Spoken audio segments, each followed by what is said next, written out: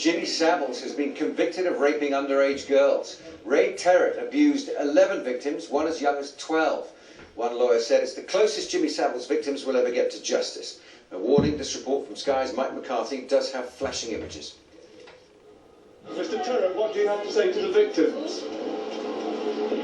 Was Jimmy Savile party to any of the crimes, Mr. Teret? He was the man who fixed it for Jim. As a friend and flatmate, Ray Teret knew Jimmy Savile as well as anyone.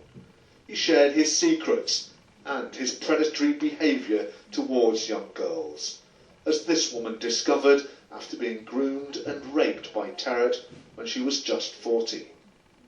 I didn't have a clue about how he'd taken advantage of my vulnerability, how he groomed me, how he'd used his knowledge as an adult to manipulate me and make me feel that everything was fine.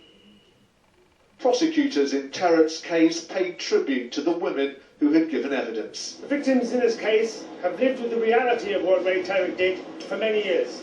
It had a significant impact upon their lives, personally, professionally and socially. In some cases, it has had devastating consequences. Un momento!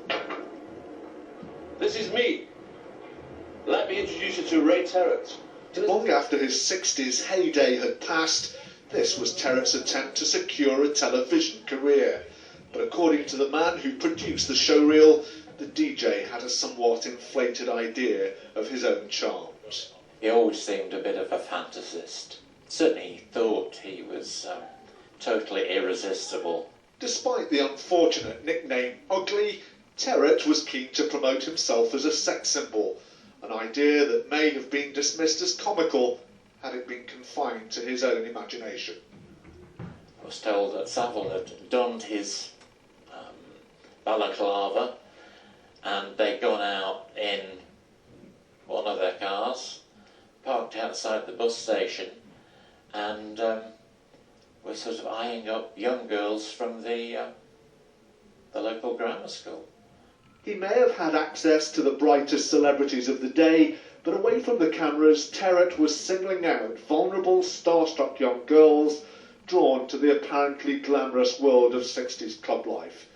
One said she was raped at the age of 15 by Teret, while Savile was in the same flat.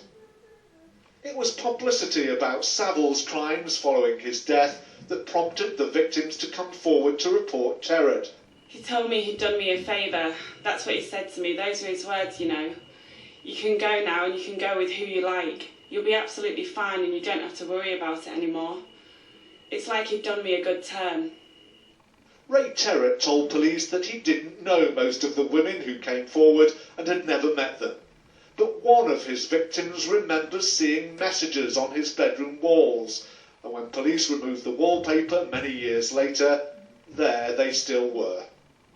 Ray Teret is said to have regarded his nickname as the ironic description of an attractive man. Ugly he certainly was by name. Little did his fans realise how ugly he was by nature. Mike McCarthy, Sky News, Manchester. Well, Mike joins us now from Manchester Minshall Street Crown Court. Mike, this man did a lot to try and distance himself during the case. How close was he to Jimmy Savile? They went back a really long way. They first met in the early 1960s. Ray Teret took part in a singing competition that had been organised by Savile, who owned a number of clubs here in Manchester.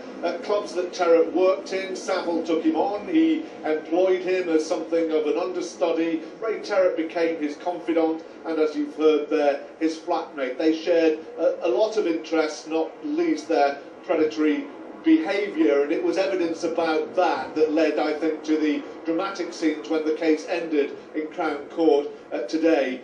One of the victims sitting in the public gallery began crying and gave a thumbs up sign to the jury, and two female members of the jury also began crying and hugging, no doubt relieved finally to